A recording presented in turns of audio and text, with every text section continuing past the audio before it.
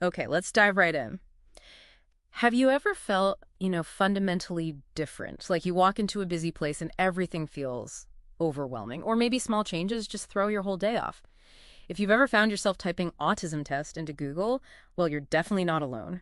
There is this growing number of adults trying to find answers, trying to understand why they've always felt a bit out of sync. So today, we're going deep on this. Why are so many adults self-identifying as autistic now? What's that journey like?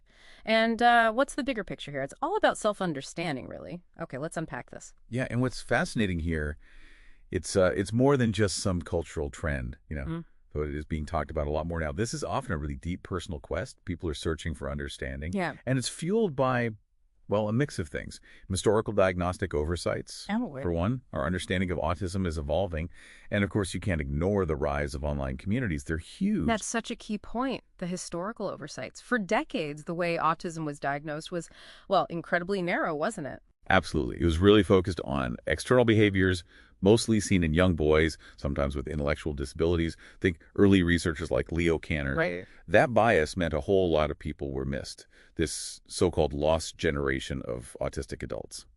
Can you tell us a bit more about this lost generation? Who exactly was being missed, and why does it matter so much now? Yeah, so this group disproportionately includes women, also older individuals, and people maybe with higher IQs who just didn't fit that old, narrow, frankly stereotypical picture. Their experiences, Yeah. often misdiagnosed, anxiety, depression, maybe ADHD, you name it. So for this group, self-identification isn't just casual. It's often a necessary step. Self-advocacy. It's finally a way to make sense of lifelong stuff like feeling constantly exhausted or always like an outsider. These can absolutely be signs of undiagnosed autism. Okay, so if they weren't fitting the old mold, how are they coping? Getting by in a, neurotypical world, which brings up a really important question, this concept of masking. What Yeah. exactly is that? Right. Masking, or sometimes called camouflaging, it's essentially a learned coping strategy. Autistic individuals learn to suppress their natural ways of being, their traits, to appear, well, to appear neurotypical. How does that look in practice? It can be things like forcing eye contact even when it's uncomfortable, or mentally scripting conversations beforehand, or suppressing natural self-regulating behaviors, what we call stimming. Stimming, Uh, like fidgeting or rocking. exactly. Repetitive things that help manage senses or emotions. But masking means hiding that. And the energy it takes, this constant performance, it's immense, physically and mentally draining.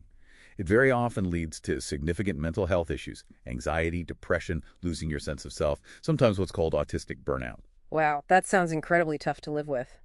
But thankfully, understanding is growing. Resources are becoming available, and here's where it gets really interesting for self-exploration. You mentioned screening tools, Mm-hmm. not just random online quizzes, but scientifically validated ones. That's right. Tools like the Autism Spectrum Quotient the AQ.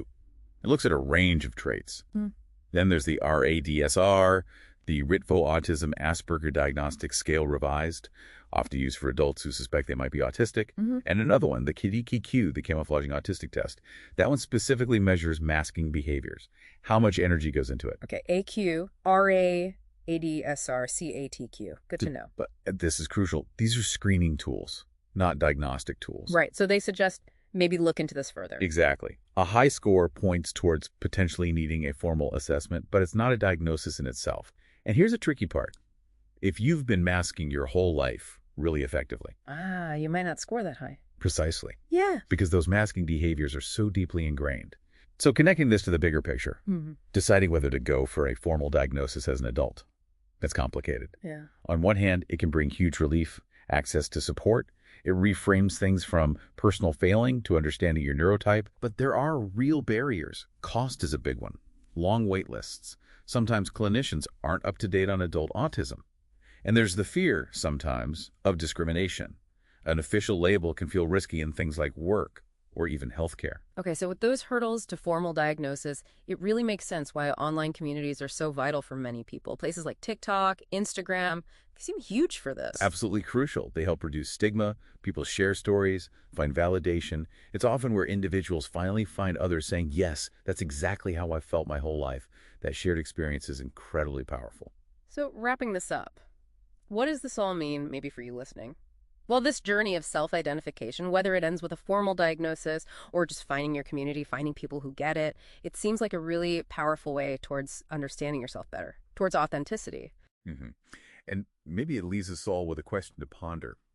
If we as a society really started to understand neurodiversity better, all the different ways brains can work, how people experience the world, how might that change our whole idea of what's normal and where everyone feels they belong?